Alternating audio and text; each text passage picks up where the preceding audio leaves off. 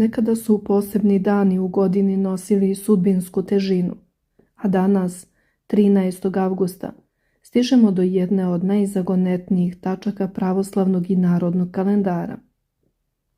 Da li ste znali da jedan jedini potez u vašem domu danas ili samo jedna pogrešna reč izgovorena pred spavanje, po verovanju naših predaka, može odrediti sudbinu vašeg braka, zdravlja i finansija za narednih 12 meseci? Zašto su se vekovima na današnji dan izbjegavali slatkiši? Zašto su muškarci opominjani da ne diraju čašicu, a trudnice upozoravane na svaki ugao stola? Da li ste spremni za ono što dolazi sutra? Jer sutra se menja sve, a danas je posljednji dan, posljednji zalogaj i posljednja šansa. Zvuči kao uvod u film. Možda i jeste, jer danas je četvrtak, 13. avgust 2026. godine i pred nama je dan koji u pravoslavnom kalendaru ima posebno mesto. Crkva danas molitveno proslavlja svetog mučenika Evdokima Kapadokijskog i svetu mučenicu Julitu, dok je u narodnoj tradiciji 13. avgust poznat kao Gospojinske poklade, posljednji dan pred početak Uspenskog, odnosno Velikog Gospojinskog posta, koji počinje sutra, 14. avgusta. U narednim minutima otkrivamo zašto je ovaj datum prekretnica godine, ko su bili tajanstveni pravednici čija mošti vekovima deluju mimo zakona prirode i koje to zaboravljene obrede morate uraditi pre nego što padne mrak. Ostanite sa nama do kraja. Komentarišite kako vi obeležavate ovaj dan.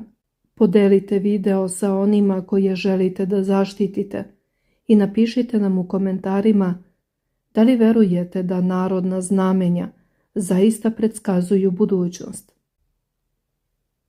Danas je 13. avgust, datum koji u hrišćanskoj tradiciji, narodnom i duhovnom pamćenju nosi duboku, gotovo mističnu simboliku. Ovo je dan kada se prepliću molitveno sećanje na velikog uglednika i tajanstvene narodne radnje poznate kao Gospojinske poklade, odnosno Evdokimov dan ili zavera strništa. Ali upravo ovdje počinje priča koju mnogi znaju samo površno. Zašto se ovaj dan nazivao pokladama? Zašto se baš danas u narodnoj tradiciji toliko govorilo o praštanju, mirenju, porodici i domu? I šta je zaista crkveno pravilo, a šta je kasnije postalo deo narodnog verovanja? Zašto se ime svetog Evdokima povezalo sa porodicom i kućnim blagostanjem?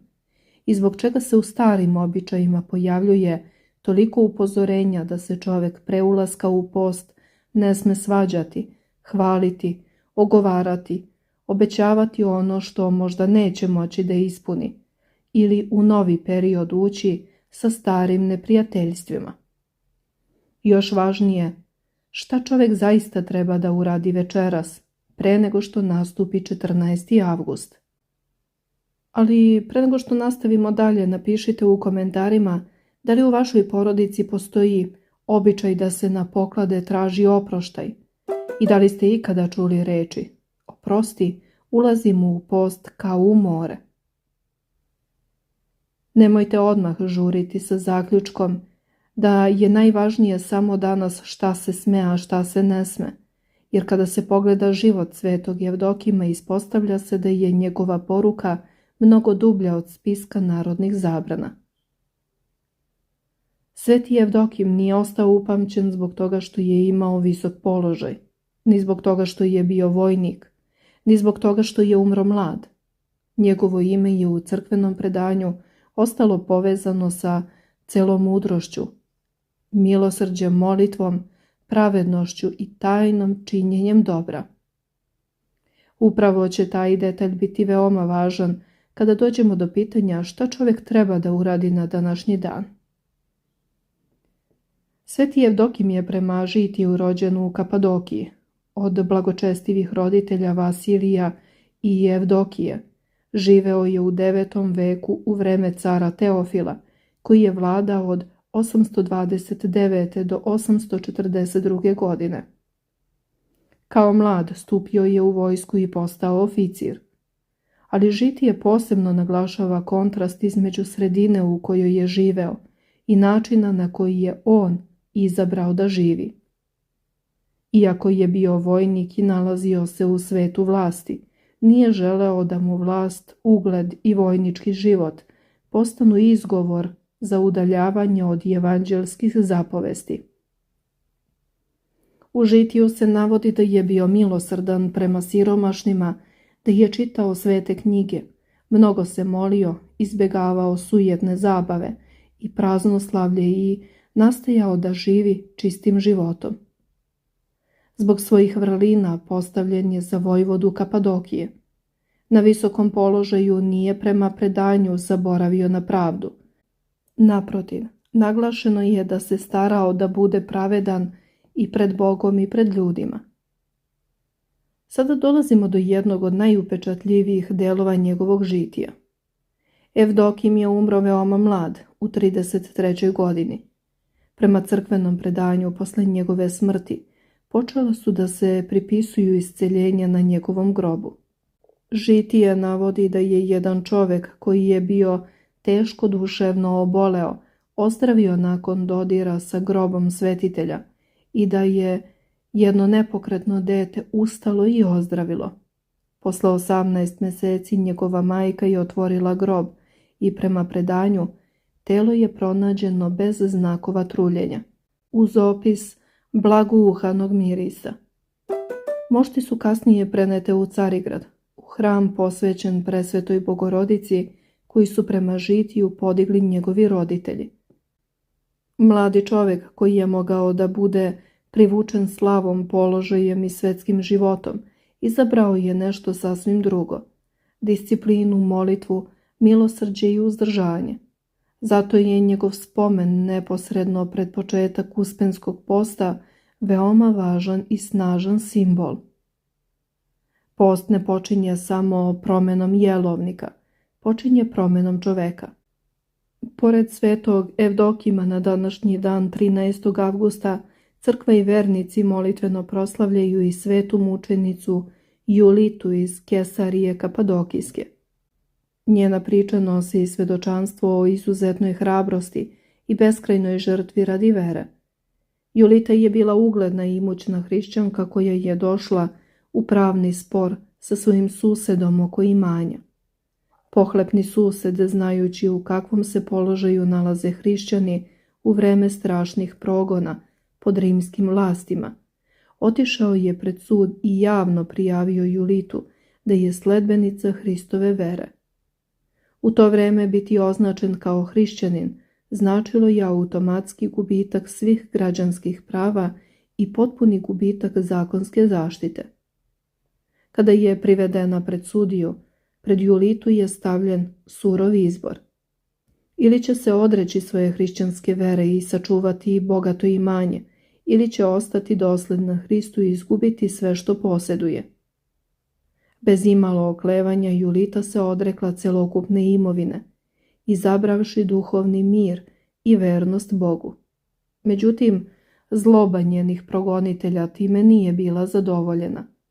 Ubrzo je uhapšena, podvrgnuta teškim mučenjima i na kraju spaljena na lomači oko 303. godine.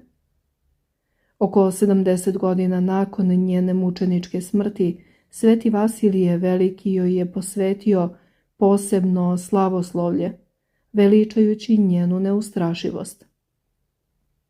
Svedočanstva govore da se njena ruka danas čuva u Jerusalimu, a autentičnost ove relikvije potvrđena je i poveljom Jerusalimskog patrijarha.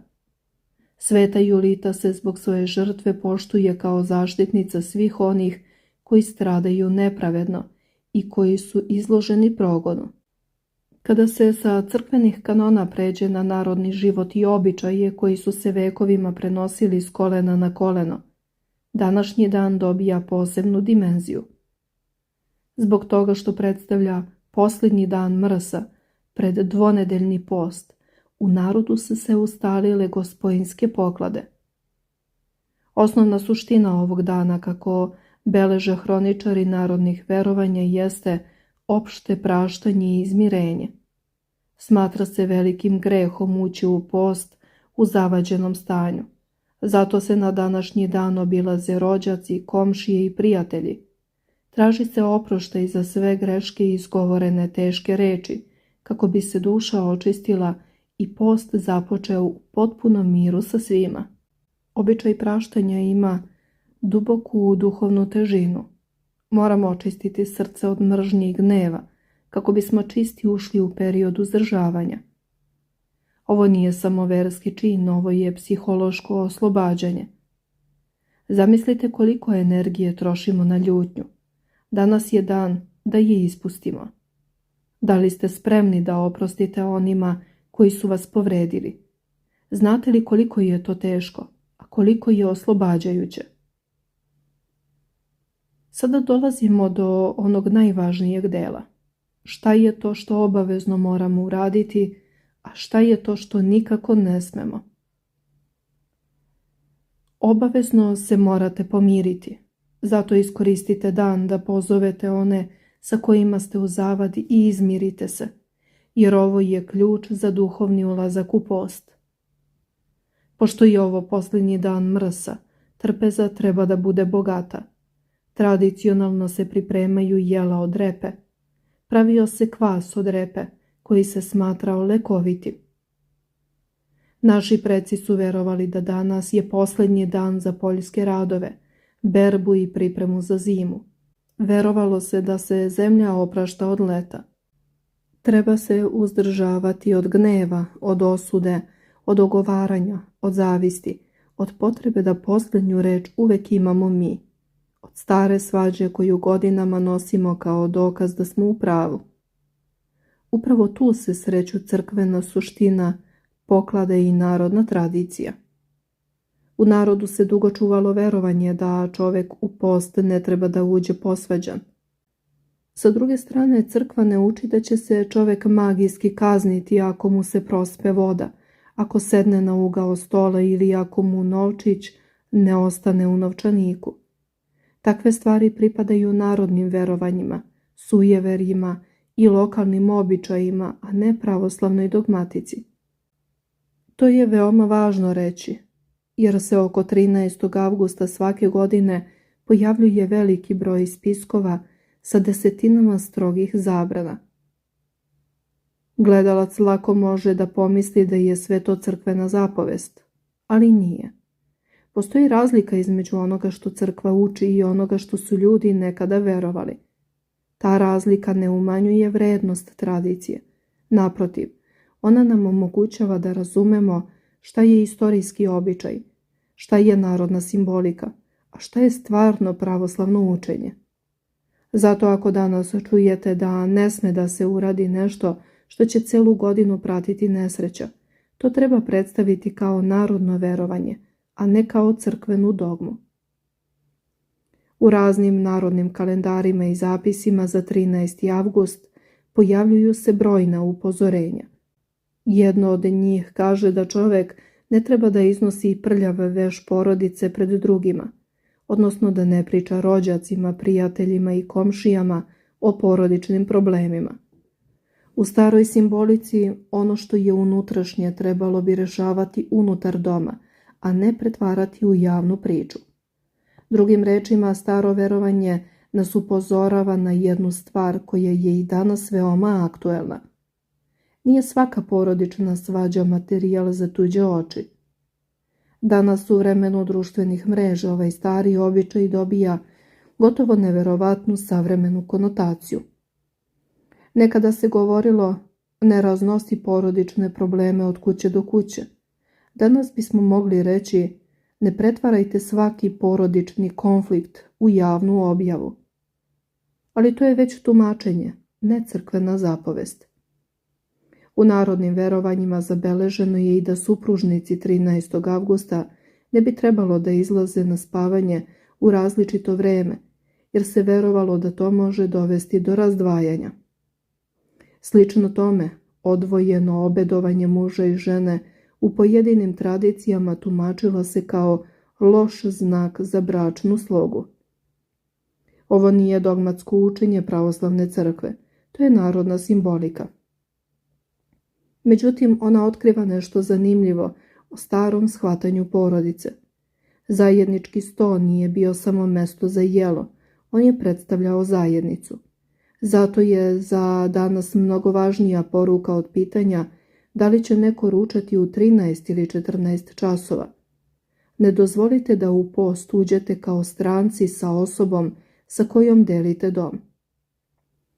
U narodnim zapisima pojavljuju se i neobična verovanja o devojkama koje žele brak, o slatkišima, o trudnoći, o uglu stola, o alkoholu, novcu, poklonima i pronađenim predmetima.